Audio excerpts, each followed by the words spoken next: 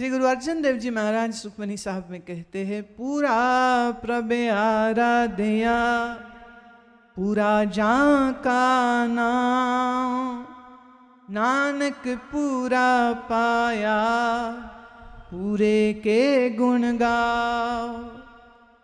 पूर्ण प्रभु का मैं ध्यान करता हूँ, पूर्ण प्रभु को मैंने प्राप्त कर लिया है, क्योंकि उसका नाम पूर्ण है और मेरा मन उसके नाम से जो एक हुआ तो नाम की सीढ़ी लगा के मैं परमात्मा तक पहुंच गया हूँ।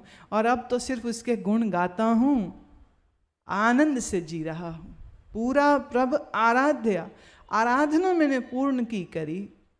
पूरा जाका नाम, जिस प्रभु का नाम भी पूर्ण है। नानक पूरा पाया पूरे के गुण गाऊं, और मैंने उस पूर्ण को प्राप्त किया है। मैं एक बात कह दूं, ऐसा नहीं सोचना चाहिए कि हम लोग परमात्मा की प्राप्ति नहीं कर सकते हैं, क्योंकि परमात्मा तो बड़ा मुश्किल मिलता है। अजी किसने कहा परमात्मा मुश्किल मिलता? किसने? शायर कहता है, हम तुम में जुदाई होगी, हम तुम में जुदाई होगी, ये खबर किसी दुश्मन ने उड़ाई होगी। जो ये तुम्हें कहे कि परमात्मा का मिलना मुश्किल है और तुम तो मिल ही नहीं सकते हो परमात्मा को, जो बीच में एजेंट बन करके बैठना चाहते हैं, झूठ बोल रहे। ये बात सच ही नहीं। थोड़ा तुलसी बाबा के इस वचन को याद करिए, ईश्वरयांश जीवय अविनाशी चेतन अमल सहज सुख राशि, सो माया बस भयो गुसाई, बंधयो कीट मरकट की नाई, ईश्वर अंश जीवय अविनाशी चेतन अमल सहज सुख राशि। ये है तुम्हारा असल स्वरूप। हाँ, ये है तुम। अभी किसी से मैं पूछूं ना, आप कौन हो? सब बोलेंगे मैं किशोर कुमार, मैं नीलम, मैं अतुल, मैं ये, मैं वो। और फिर कई बार तो लोग अपनी कास्ट भी पीछे, जो सरनेम होता ना वो भी सुनाते हैं। हम ये होते हैं, हम वो होते हैं। ये तुम्हारी पहचान नहीं है। देखो, जो आदमी अपनी ये शरीर की पहचान या जाति की पहचान या धर्म की पहचान को सच्ची मानते हैं, उनका भी हाल देखो ना। जैसे ही शरीर से श्वास छूटे, कोई ये नहीं कहता कि बन्नू वालिया मर गया, वो कहते हैं मुर्दा है। मुर्दा होते ही ना जात पात सब हॉस्पिटल की मॉर्चुरी में पैर के अंगूठे में धागा बांध देते हैं और उसके ऊपर नंबर लिख देते हैं कि ए नंबर का मुर्दा है। जिंदे हैं तो हम कितनी दीवारें अपने ऊपर बना लेते हैं, मैं ये हूं, मैं वो हूं, मैं ये हूं, मैं वो हूं। ये तुम्हारी असली पहचान नहीं है, ये समाज की दी हुई पहचान है। आप ईश्वर का अंश हैं, आप ईश्वरीय हैं। यह है आपकी असली पहचान। इस शरीर तुम्हारी असली पहचान नहीं है। इस शरीर से पहले बहुत शरीर थे, ये शरीर चला जाएगा और मिलेंगे बहुत सारे।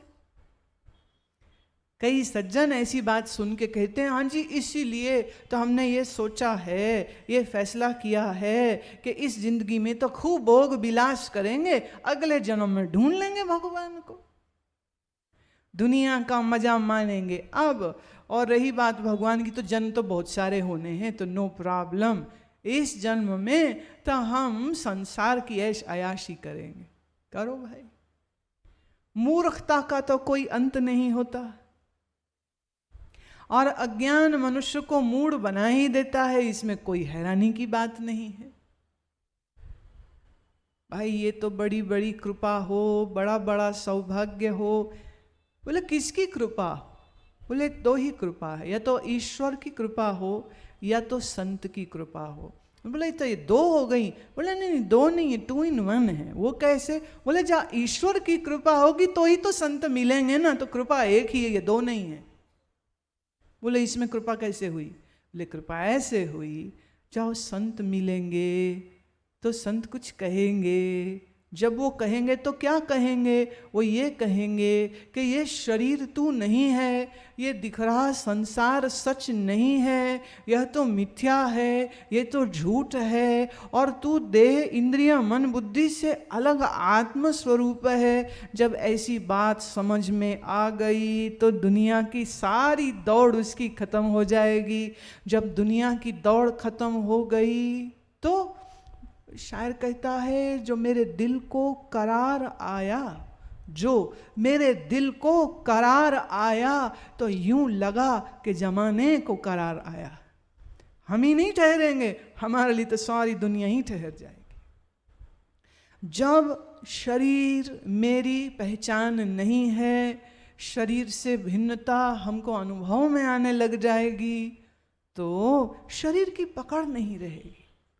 जब शरीर की पकड़ नहीं रहेगी तो अपना आप समझने के लिए एकांत और साधना का सेवन करेगा, और जीवन में धीरे धीरे धीरे उसकी उन्नति होती चली जाएगी। आध्यात्मिक उन्नति जिसको मैं कहती, सबसे बड़ी चीज़ जो क्या आती है ना, वो है आप बेपरवाह हो जाते हो। क्या हो आप बेपरवाह? मेरा प्रश्न है आपसे, क्या हो आप बेपरवाह? ना, सबकी परवाह। परवाह माने चिंता, पकड़ है ना चीज़ों की, तो चीज़ें चली ना जाएं, ये चिंता, ये परवाह। मेरी इज्जत बनी रहे, ये चली ना जाए, ये चिंता, ये परवाह। आज सेहत है, कल नहीं रही तो चिंता है, परवाह है। आज पैसा है, कल नहीं रहा तो क्या करेंगे, ये भी चिंता, एक परवाह चल गई। एक सज्जन मुझे मिले, बड़े दुखी हो रहे थे। क्या हुआ? उनका बिजनेस बहुत बड़ा था, फिर कुछ लॉसेस हो गए और उनके बहुत सारे काम बंद हो गए। तो काम बंद हो गए तो बोले मेरा तो करोड़ों का नुकसान हो गया। मैंने कहा पर आपने इतने साल काम किए, कुछ तो बचत की होगी। कहते हाँ जी, कोई लगभग 20 करोड़ तो बचाया हुआ। मैं अरे पागल, 20 करोड़ में से तू हर महीने 2 लाख रुपया भी खर्चे, तू क्या, तेरा बेटा भी घर बैठ करके खा लेगा, तो रो किस बात को रहा है? जी वो जो मेरे चले गए उनके लिए रो। अरे जो चला गया वो तेरा था ही नहीं।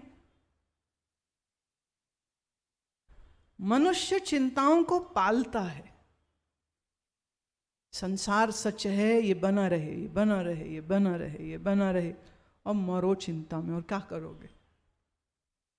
2 तरीके हैं इसमें। एक है भक्ति मार्ग का तरीका, जिसमें सब कुछ ईश्वर का है और हम भी ईश्वर के हैं। अब जैसा भी जीवन चले अच्छा ही है, ईश्वर जिस रंग में रखे अच्छा ही है, मेरा तो कुछ है नहीं। You are saved from all depression and frustration. दूसरा तरीका वह है ज्ञान का। इस देह मन बुद्धि सहित सारा संसार जब असत्य है तो असत्य में खोना क्या, पाना क्या। गुरबाणी में एक बहुत सुंदर इसका उदाहरण आता है।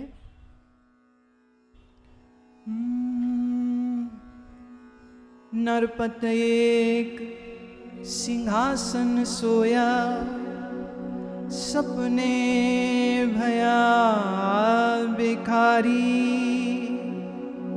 अक्षत राज बिछरत दुख पाया, सोगत पई हमारी।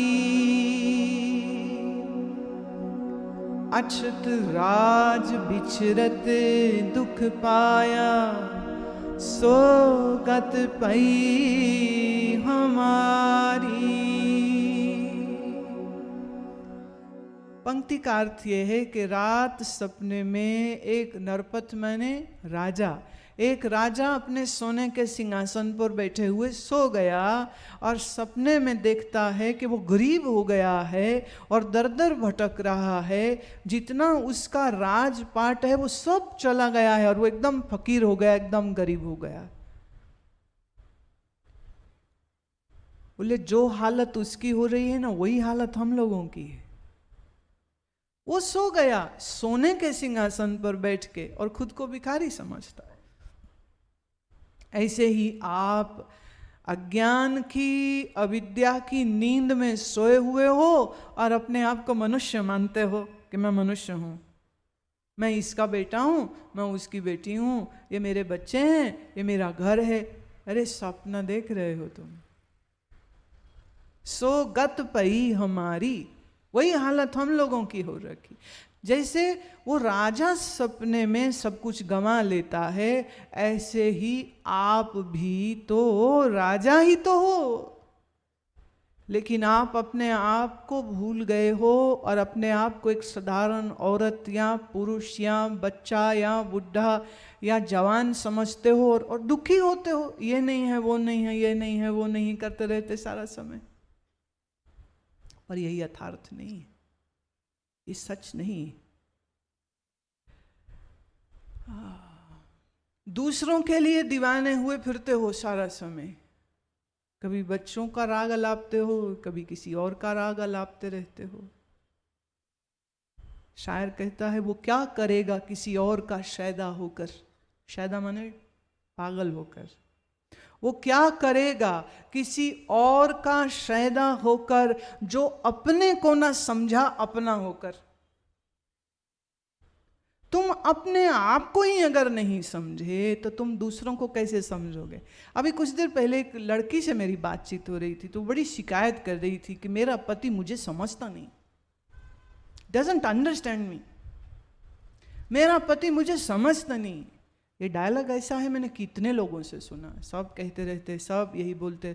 कोई बोले मेरे मम्मी नहीं मेरे को समझती, बोले मेरी सास नहीं समझती, मेरे पति नहीं समझते, मेरे बच्चे मुझको नहीं समझते, मेरे बहन भाई नहीं समझते। बिजनेस पार्टनर कहते हैं कि मेरा पार्टनर मुझको नहीं समझता। भी ये बात सोचने की। हम कह रहे हैं, उस बच्ची ने कहा मेरा पति मुझे नहीं समझता। मैंने उससे कहा क्या तू अपने आप को समझती है? तू उसको कह रही वो बड़ा ढीठ है, वो बहुत बदतमीज है, लड़ाका है, ये है वो है।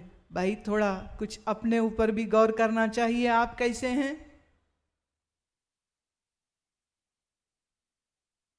अफसोस की बात पता क्या है, क्या बोलूं मैं अब। तुम कहोगे अध्यात्म सत्संग की तो बात ठहरी ठहरी समझ लगती है, अब आप हमें सांसारिक बात के लिए भी कहो कि अक्ल नहीं है, पर माफ करना, यही बात मैं कहने वाली हूं। यही है सच। जब भी शादी करनी होती है ना, तो लड़के की कद देखते हो, कमाई देखते हो, कार देखते हो, अक्ल तो देखते नहीं हो। देखते हो अक्ल? लड़के वाले जब लड़की देखते हैं तो कहते फेयर एंड लवली होनी चाहिए। ए पागल, कृष्ण की भूमि में रहता है, सांवरे की भूमि में रहता है और गोरी के पीछे मरता है। फेयर माने गोरा, गोरी चमड़ी चाहिए।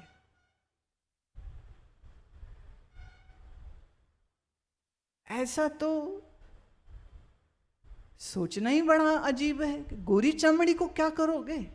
जो गोरी चमड़ी के भेजे में अकल नहीं होएगी तो क्या करोगे? और लड़की देखते हैं भाई शक्ल कैसी है, फिर पूछते हैं अच्छा पढ़ाई कितनी करी है, फिर पूछ लेंगे भाई इसको कुछ खाना वाना घर का संभालना सब ठीक ठाक है, ठीक है, अच्छे कपड़े अच्छे पहने, अच्छा बातचीत ठीक ठाक कर ले, चलो बढ़िया शादी कर लो। घर घाट देख लिया, लड़की के बाप का मकान देख लिया, उनकी हैसियत देख ली। हैसियत क्या, अभी कोई सज्जन मुझे बता रहे थे, बोले एक जगह रिश्ते की बात चली, उन्होंने कहा लड़के का बैंक अकाउंट की लास्ट डिटेल भेजिए। लड़के का अपना अकाउंट है, उसके अपने अकाउंट में कुछ पैसा है तो शादी की बात आगे बढ़ाएंगे। अगर बाप से लेकर के मम्मी जी से जेब खर्ची लेता है तो हम उसके साथ शादी नहीं करेंगे। और उन्होंने वो भी भेजी कि ठीक है भाई, हमारी सैलरी क्या है, हमारी सेविंग क्या है, वो भी आप देख लीजिए। तो शादी बैंक अकाउंट के साथ कर रहे हो कि चिट्टी चमड़ी के साथ कर रहे हो, उसके कद के साथ कर रहे हो कि उसकी कार के साथ कर रहे हो, अकल का टेस्ट कोई तो लेता नहीं है। बाद में कहते बड़ी बेवकूफ है लड़की, आता ही कुछ नहीं इसको। मैंने कल कही थी ना बात, मॉडर्न बहू ने आके क्या बोला था घर में कि जो जो जो काम करते हैं वो करते रहिए, मैं सिर्फ आपके लड़के को खुश रखने के लिए आई हूं और कुछ एक्सपेक्ट मेरे से मत करिए।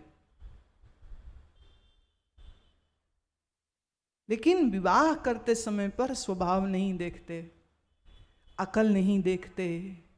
शक्ल हुई तो क्या हुआ, सूरत हुई तो क्या हुआ जो सीरत नहीं है, सीरत हुई तो क्या हुआ जो सूरत नहीं है।